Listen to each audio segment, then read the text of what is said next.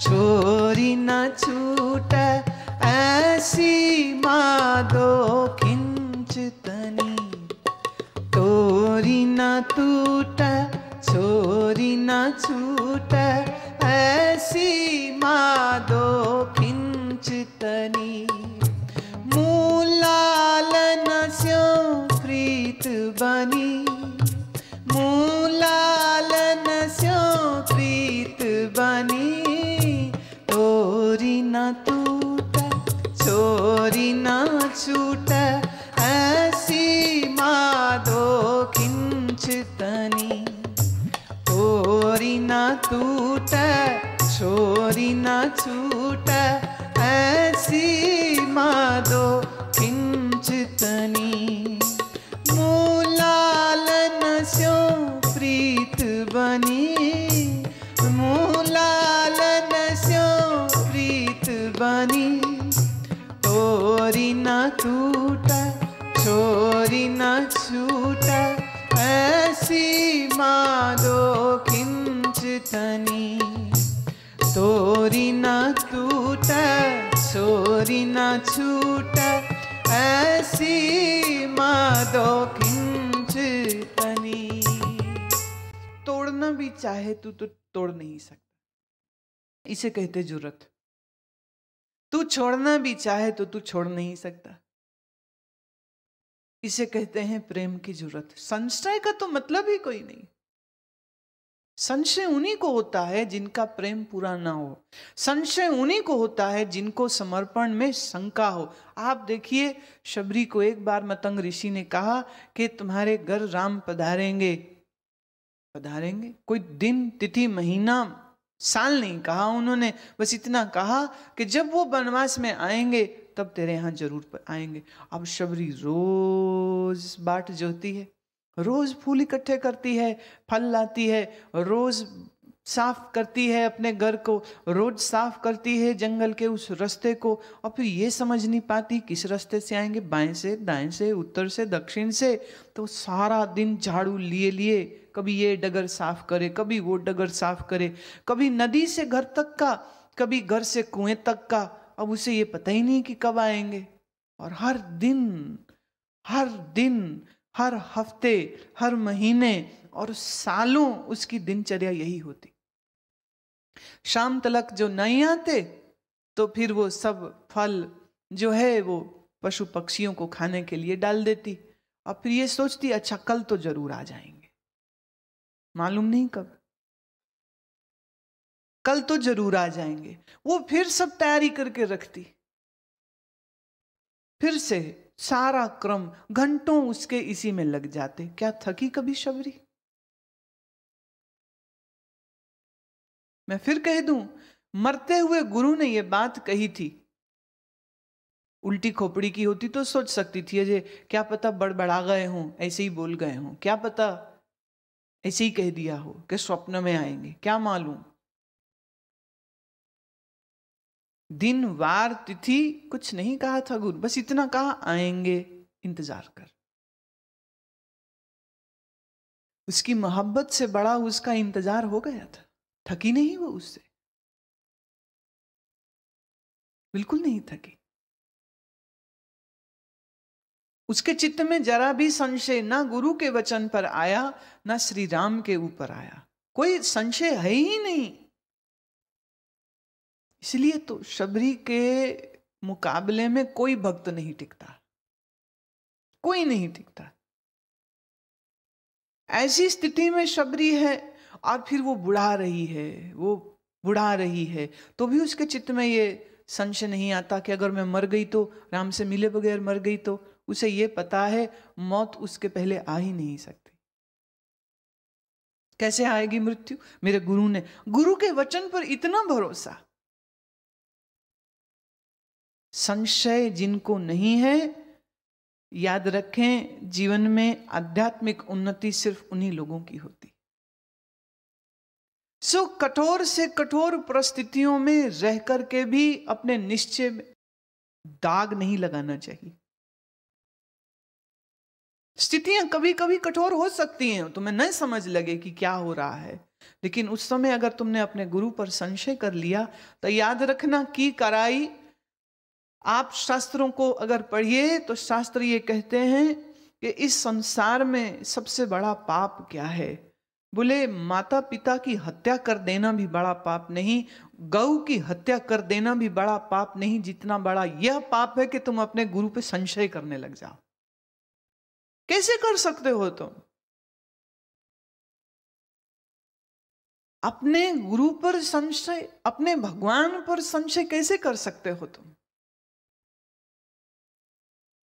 और अगर तुम्हें यह लगे कि गुरु गुरु ही नहीं है तो फिर तो बात ही खत्म हो गई। तुमने तो गुरु तत्व को अपनी जिंदगी से काट दिया। ठीक है भाई, छोड़ दे फिर उस गुरु को, फिर मत रहे उसके साथ, फिर मत रहे उसके साथ, फिर जा फिर ढूंढ कोई और। पर एक बात याद रहे, जो एक गुरु का सगा ना हो सका वो किसी दूसरे का कैसे होगा? कैसे?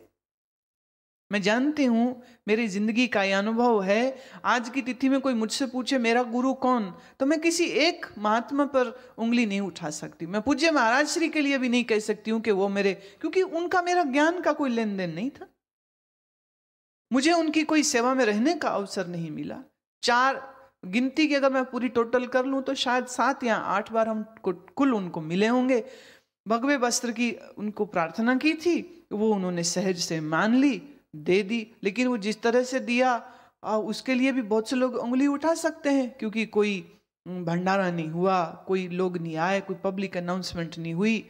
मैं थी अकेली बैठी उनके साथ और एक उनके शिष्य का। संजोग की बात है कि जिस समय यह बात हुई उसके तुरंत ही बाद उनको किसी कार्य से बाहर निकलना पड़ा, पर यह बात उन्होंने सुनी।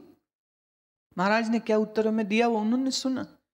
लेकिन मैं ये जानती हूं कि उनके प्रति जो भाव, जो श्रद्धा, जो मेरा प्रेम, वह प्रेम पूरा का पूरा दिल में ऐसा भरा रहा। और उस प्रेम के साथ हम किन्हीं महात्मा को मिले हों, हम कैसे कैसे महात्माओं के आगे नतमस्तक हुए, लेकिन हर जगह पर ये एहसास उन अपरिचित महात्माओं ने किया कि इस दिल के अंदर कितना प्रेम भरा हुआ। और उस प्रेम का अनुभव उन्होंने किया, और उस प्रेम में उनको ऐसा कभी नहीं लगा कि मैंने उनको गुरु समान आदर न दिया हो या प्रेम न दिया हो। उनको ऐसा लगा ही नहीं कभी। उनको कभी तोलने जैसा नहीं लगा कि इसका मेरे प्रति उतना है या नहीं है। एक कहीं सदगुरु तुम्हारे लिए बहाना बन गया, तुमने अपना आपा मिटा दिया। अब इस मिटे मिटाए अहंकार और इस समाप्त हो चुकी मैं के बाद तुम्हारी जिंदगी में जाने कितने कितने बढ़िया बढ़िया महात्मा आते हैं, और उन सब के साथ तुम्हारा अच्छा प्रेम प्रसंग भी हो सकता है। पर उसके बाद भी ये याद रहे, जो अपने गुरु का कृपा पात्र हो जाता है ना, उसको सब महात्मा भी कृपा देते। जो अपने गुरु की ही कृपा नहीं ले पाया उसको दूसरे क्या देंगे, क्या देंगे उसको। और आदमी ऐसा उल्टी खोपड़ी का मालिक है, वो अपने कर्म पे या अपने अंतःकरण पे कि मेरे अंदर ही ज्ञान की जिज्ञासा नहीं थी, मेरे अंदर ही समर्पण नहीं था, ऐसा नहीं सोचता। वो गुरु पे उंगली जरूर उठा देता। प्रेम से भरे हुए दिल के साथ जो अपना आप समर्पित कर देता है, श्री कृष्ण कहते हैं उसका तो कुछ बिगड़ सकता ही नहीं। अब बिल्कुल खुली खुली बात श्री कृष्ण और कहते हैं, सर्वधर्मान् परित्यज्य मामेकं शरणं व्रज अहं त्वा सर्व पापेभ्यो मोक्षयिष्यामि मा शुचः। सर्व धर्मों को त्याग और मुझ सच्चिदानंद घन की ही शरण में तू आ जा, और मैं तेरे संपूर्ण पापों से तुझे मुक्त कर दूंगा, और तू जरा भी मां शुचः, जरा सा भी तू शोक मत कर। आप इस श्लोक का भी जो कृष्ण भक्त हैं वो ये अर्थ लगा रहे हैं कि सब कुछ छोड़ के हमें श्री कृष्ण की शरण में चले जाना चाहिए, वही हमें पापों से मुक्ति देंगे। पर मैं फिर कहूंगी, ये श्लोक श्री कृष्ण के उसी स्वरूप की बात कर रहा है जिसकी पूरी गीता में चर्चा है। मुझ सच्चिदानंद की शरण में आ, उन्होंने ये नहीं कहा है मुझ कृष्ण की शरण में, मामेकम, मुझ एक की, मामेकम, मुझ एक की शरण में आ।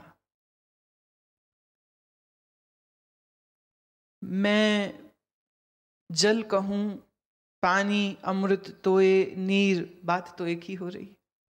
कृष्ण के लिए ब्रह्म और मैं प्रायवाची शब्द हो चुके, और इतनी स्पष्ट घोषणा आज तक उपनिषदों में कहीं कोई एक श्लोक मिल जाएगा, कहीं 2 मिल जाएंगे, कहीं 3 मिल जाएंगे, लेकिन पूरी गीता में तो कृष्ण बार बार बार बार बार इसको कह रहे। वो ब्रह्म ना कह के मैं ही कह देते, बात ही खत्म। पर बहुत लोग इसको समझ नहीं पाए, और सब लोग वो ये कहते हैं कि भगवान कहते हैं ये योग ध्यान ज्ञान के चक्कर में मत पड़ो, बस श्री कृष्ण की शरण में आओ, माने कृष्ण की फोटो लगाओ और हरे राम राम राम हरे हरे, हरे कृष्ण हरे कृष्ण कृष्ण हरे हरे, इस महामंत्र का जप करते रहो, श्री कृष्ण की सेवा करो, तुलसी दल डाल के भगवान को भोग लगाओ, भगवान को सुलाओ, भगवान को जगाओ, भगवान का जन्मदिन मनाओ, और ये सब नाटक जो है वो भक्ति का चलता रहे। मैं नाटक इसलिए कह रही हूं क्योंकि बहुत कुछ करना पड़ता है ना इसमें। नाटक माने नाटक नहीं है, it is not derogatory word. What I am saying is there is so much to do. Annakut करे तो 56 प्रकार के भोग बनाने में कितना, अरे तामझाम, कितना कुछ है। और भक्त के लिए अगर वो प्रिय हो, करे, जरूर करे, उसका भी एक अपना मजा होता है। झूला बनाओ, उसको बैठाओ, फूल लगाओ, फिर रस्सी खींचो और गीत गाओ, उसका एक अपना आनंद है। पर यहाँ कृष्ण क्या कह रहे हैं, मुझ एक की शरण में आ। एकम, एक ही है, दूसरा कोई है ही नहीं। उपनिषद उसी को कहता है, एक ही है, एकम सद विप्रा बहुधा वदंती, एक ही है जो बहु रूप से लीला कर रहा है, उस एक की शरण में आ। कृष्ण कह रहे माम एकम, मैं वही एक हूं। इसका अर्थ ये नहीं कि अर्जुन 2 हो गया और दुर्योधन 3 हो गया, आयुधिष्ठिर नंबर 4 का हो गया। सत्ता तो एक ही है, अस्तित्व तो एक ही है। मुझ सच्चिदानंद की शरण में आ। अहम त्वा सर्व पापे ब्यो, मैं ही तेरे सर्व पापों से तुम्हें मुक्ति दे दूंगा। अब यहां अहम किसको कह रहे हैं, यहां अहम ब्रह्म को कह रहे हैं। यहां लोग कृष्ण के व्यक्तिगत स्वरूप को ले आते हैं कि कृष्ण तुम्हें पापों से मुक्त करेंगे। तो फिर जितने ये कृष्ण के निष्ठ लोग हैं वो कहते हैं राम की शरण नहीं जाना, शिव जी की शरण नहीं जाना, दुर्गा की शरण नहीं जाना, कृष्ण की शरण में जाना। अब यहां फिर द्वेष शुरू हो जाएगा। तो इसका जो परमार्थिक अर्थ है उसको समझना चाहिए। मैं फिर कह देती हूं, कृष्ण के विग्रह का, मूर्ति का, चित्र का, उसका एक अपना आनंद है, पर वो माया का आनंद है। और सर्वभूत जहां नहीं है वहां भी ब्रह्म है। तो कृष्ण अपने उसी ब्रह्म स्वरूप की बात कह रहे हैं। ये ब्रह्म स्वरूप क्या है, चैतन्य। ये ब्रह्म स्वरूप क्या है, पाप पुण्य मन तक है, और आत्मा मन से भी परे है। तो मुझे बताइए कृष्ण कौन से पापों से छुड़ाएंगे? पाप तो कोई है ही नहीं, स्वरूप में तो कोई पाप ही नहीं। पाप तो मन तक था, मन प्रभु को दे दिया। मन तो यंत्र रूढ़ानी माया, मन तो यंत्र बना दिया, शरीर तो यंत्र बना दिया, और कर्म के अनुसार आए सुख दुख फल को भक्त को, तो अर्जुन को तो पहले ही ट्रेंड कर दिया है। शुभाशुभ, सुख दुख, जन्म मृत्यु, लाभ लाभो, जया जयो, जो कुछ आए सो मजे से स्वीकार कर, असंग रहे, आसक्ति रहित रहे। पर यह है कि आदमी के अंदर ना पाप का डर बहुत ज्यादा है। तो वो कह रहे हैं चिंता मत कर, कैसे भी पाप हो सब पापों से मुक्ति हो जाएगी, हो जाएगी। तो जो वो पीछे प्रवचन कराए हो वो क्या था, लाभ लाभ हो, जया जयो, ये जो बोला है वो सब क्या था? ऐसा है वक्ता को श्रोता का मन देखते हुए बोलना पड़ता है। और कभी कभी उत्साह देने के लिए ऐसी बात भी कहनी पड़ती है जो बात ऐसे तर्कयुक्त ना भी लगती हो, पर श्रोता के लिए काम कर जाए। तो गुरु को और क्या करना है। कई बार होता है, हमारे साथ कई बार होता है, कोई आते हैं, वो कैसे हमारा ट्रांसफर हो गया, अब हम छोड़ के जा रहे हैं, दूर जा रहे हैं, अब आश्रम कैसे आएंगे, अब हम क्या करेंगे। बड़े परेशान से हो रहे थे, आश्रम में आना थोड़ा मुश्किल हो जाएगा, डिस्टेंस बड़ा हो जाएगा, नौकरी है, जाना भी पड़ेगा। मैंने उनसे कहा, मैंने कहा देखिए, आप अपने दिल के आईने में हमें ले जाइए साथ में, तो हम तो आपके साथ ही हैं। आप इतने खुश हुए वो, हाँ अब तो गुरु माँ मेरे साथ ही है।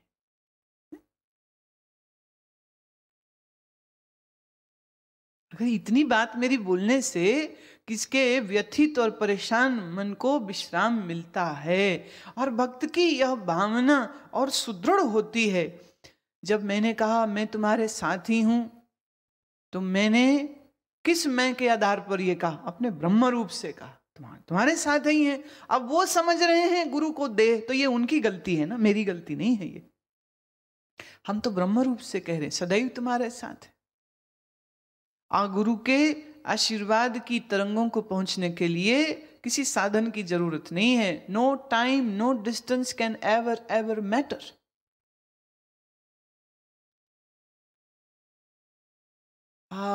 ऋषि लोगों का यह भी कहना है कि अगर किसी समय कोई महात्मा के चित्त में अपने किसी भक्त या शिष्य या सेवक के लिए एक ख्याल आ जाए, उसके चित्त में एक ख्याल आ जाए, तो समझिए उस शिष्य का तो कल्याण हो गया, क्योंकि गुरु का चित्त में उसके लिए ख्याल आया।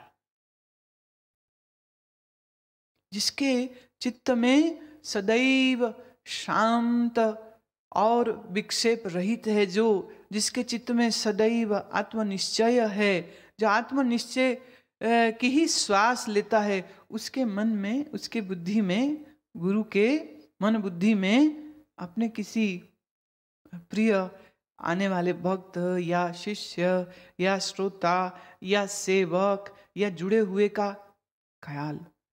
तो वो कहते हैं हमारा तो पूरी जिंदगी इसी में गुजर रही है, हम तो पूरा जप तप साधन कर ही इसीलिए रहे हैं कि कभी तो गुरु को मेरा भी ख्याल आ जाए। तो जिसको गुरु का ख्याल आया तो वो बंदा तो तरा ही तरा, वो डूब ही नहीं सकता है। कैसे डूबेगा। बेतार की तार से जुड़े रहते, तारें दिखती नहीं पर जुड़े रहते। और सत्य तो यह भी है, परमात्मा शक्ति ही गुरु शिष्य को जोड़ती है और श्रद्धा इस रिश्ते को पक्का करती है। तो जब तक वो श्रद्धा और प्रेम है तो रिश्ता तो टूट ही नहीं सकता, टूट ही नहीं सकता। भीतर में विवेक और वैराग्य की अग्नि को जिसने प्रज्वलित किया, उसके लिए तो मोक्ष जीते जी है। उसको कैसा शोक, क्यों शोक हो। शोक वो करें जिसके सर पे गुरु ना हो, शोक वो करे जिसके सर पर ब्रह्मवेत्ता गुरु ना हो, कृपा करने वाला गुरु। जिसके सर पर ब्रह्मवेत्ता गुरु बैठा है, जिसने अपने वाणी के द्वारा तुम्हारे अंतःकरण में अपने शब्दों को पहुंचा दिया है, ऐसे श्रोता, ऐसे शिष्य को तो निशंक होकर के, बेपरवाह होकर के जीना चाहिए कि मौत भी आके खड़ी हो जाए ना सामने, तो उसको को भैया जा, तू मेरा ज्ञान तो ले नहीं सकती है, शरीर मार सकती मार ले, और क्या कर सकती है। मौत क्या कर सकती, सिर्फ श्वासी तो हर सकती है। प्रेम नष्ट नहीं होता, कृपा नष्ट नहीं होती, करुणा नष्ट नहीं होती। तो अपने चित्त को निशंक बनाना चाहिए, और निशंक होते ही तुम्हारा लिए मोक्ष यहां अभी इसी पल घटित हो जाता है। कोई रुकना थोड़ी पड़ता है, कोई मरने बाद थोड़ी, अभी के अभी हर पल हर क्षण में मुक्ति का अनुभव होता है। इदं ते नात पस्काय न अभक्ताय कदाचन न चाशुश्वे वाच्यम न चा मामयो अभ्यसूयति। तेरे हित के लिए कहे हुए इस गीता रूप परम रहस्य को किसी भी काल में तप रहित मनुष्य के प्रति नहीं कहना चाहिए, और जो भक्ति रहित के प्रति भी नहीं कहना चाहिए, और जो बिना सुनने की इच्छा वाले के प्रति भी नहीं कहना चाहिए, और जो मेरी निंदा करता हो उसके प्रति भी नहीं कहना चाहिए। अब यहाँ जो है श्री कृष्ण ये कह रहे हैं कि देख, अब तेरे को ये मिल जाए ज्ञान, और कहीं तो ज्ञानी होके ना जगह जगह बोर्ड लगा के मत बैठ जाना और जबरदस्ती लोगों को सुनाते मत फिरना कि आओ आओ सुनो सुनो, जिनकी इच्छा भी नहीं है, और जो कृष्ण निंदक हों, जो उससे प्रेम भी न करते हों, और जिनके जीवन में तप नहीं हो। तप बड़ी जरूरी बात है, तप बहुत जरूरी। जिसके जीवन में तप नहीं है, कृष्ण कहते ये बात उसको मत बोल। जो मुझसे प्रेम न करे सो उसको न बोल। जिसके हृदय में भक्ति नहीं है उसको मत बोल। ये रहस्य है, इस रहस्य को बस अपने हृदय में संभाल के रख, और इस रहस्य का जो स्वाद है सो तू चखता रहे, लेकिन व्यर्थ में प्रवक्ता मत बन जाना। हालांकि देखा जाए तो भगवद गीता की कापियां छपती हैं और इतने करोड़ों की तादाद में आज तक छप चुकी हैं, तो रहस्य कहाँ रहा? ये रहस्य तो नहीं है। अगर आप ऐसा समझते हैं तो आप जानते नहीं कि आपके जानने में कितनी खोट है। ये रहस्य अभी भी है। भले हमने कह दिया, भले तुमने सुन लिया, भले तुमने पढ़ लिया, ये रहस्य अभी भी है, क्योंकि ये जो भीतर जागरण की क्रम है, जो प्रोसेस है, वो आज भी गुह्य है। जैसे जैसे तुम्हारा अंतःकरण शुद्ध होगा, तैसे तैसे अंतर से ये अज्ञान की परत उठेगी। तुम अपने आप अगर ये सोचते हो कि सुन लिया तो हमारी अज्ञान की परतें उठ गई, गलती में हो, नहीं उठी हैं। यही रहस्य है। पढ़ लिया गीता को, सुन लिया गीता को, इससे गीता का रहस्य मालूम नहीं होता है। जितना जितना तुम्हारा चित्त शुद्ध होता जाता है, जितना जितना भीतर तुम्हारे चैतन्यता बढ़ती जाती है, सजगता बढ़ती जाती है, धीरे धीरे धीरे एक एक परत खुलती जाती। ये रहस्य है, अभी भी रहस्य है। तो ये जिसके खुलेगा वही जानेगा। या इमं परमं गुह्यं मदभक्तेश विधास्यति भक्ति मयि परां कृत्वा मामे वैशत्य संशयः। जो पुरुष मेरे में परम प्रेम करके इस परम रहस्य युक्त गीता शास्त्र को मेरे भक्तों में कहेगा, वह निसंदेह मेरे को प्राप्त होगा। तो भाई हम तो कृष्ण को प्राप्त हो गए, तुम्हारी तुम जानो। भगवान कह रहे हैं जो इस भगवत गीता को के रहस्य को दूसरों को बतलाएगा सो मुझे प्राप्त होगा। और मैं ये कहती हूं अपने अंतर बैठे उस कृष्ण का बोध हो जावे तो ही गीता पढ़ी गई और तो ही गीता पढ़ाई गई। तो ही हालांकि यहाँ गीता की टिप्पणी रखने वालों ने कहा है कि जो निष्काम भाव से प्रेम पूर्वक मेरे भक्तों को पढ़ाएगा, इसकी व्याख्या करेगा, इसका प्रचार करेगा, वो कृष्ण को। अभी देखिए ये थोड़ा कमर्शलाइजेशन हो गया कि भाई किताबें छपाओ गीता की और बांटिए लोगों को और प्रवक्ता बनिए। तो मैं इससे सहमत नहीं हूं, मैं इससे सहमत नहीं हूं। मैं इस बात से जरूर सहमत हूं कि ये गुह्य रहस्य जो है ये सिर्फ भक्त को ही समझ आएगा। सुन तो विषयी पामर संसारी सब लेंगे, समझ नहीं आने वाला, नहीं आता समझ। मैंने चेष्टा करके इसको सरल से सरल किया, पर उसके बाद भी जब तुम्हारे लिखे हुए पन्ने में पढ़ती हूं तो हंसी आती। और कोई कोई शब्द तो बहुत अच्छे लिख लिए, आहा, इतने बढ़िया शब्द लिखते हैं कि लगता है इनको पुरस्कार दे दें। लेकिन उनके जीवन को मैं जानती हूं और उनके जीवन को देखती हूं और उसमें एक भी चीज नहीं है जो ये बतलाए कि गीता के श्लोकों की खुशबू उनके जीवन में आ गई। लिखते बहुत अच्छा है, कोई तो लिख भी नहीं सकते, कोई लिख नहीं सकते हैं पर शायद कुछ समझे होंगे, और कोई लिखते बहुत अच्छा है पर जीवन में उनके एक कण भी नहीं आया। बातें लिखनी कोई मुश्किल थोड़े है, ये एक विद्या है, ये एक गुण है, ये एक हुनर होता। भगवान कहते हैं न च तस्मान् मनुष्येषु कश्चिन्मे प्रिय कृतम भविता न च मे तस्मादन्यः प्रियतरो भुवि। और ना तो उससे बढ़कर मेरा अतिशय प्रिय कार्य करने वाला मनुष्यों में कोई है, और ना ही उससे बढ़कर मेरा अत्यंत प्यारा पृथ्वी में कोई दूसरा होगा। कौन? जो इस रहस्य को जान ले वो सबसे प्रिय है, और जो इस रहस्य को शेयर करे दूसरों के साथ वो सर्वप्रिय हो गया। इससे बढ़िया क्या हो सकता है? भगवान कहते हैं अध्येष्यते च य इमं धर्मयं संवादमावयुः ज्ञान यज्ञेन तेनाहमिष्टः स्यामिति मे मतिः।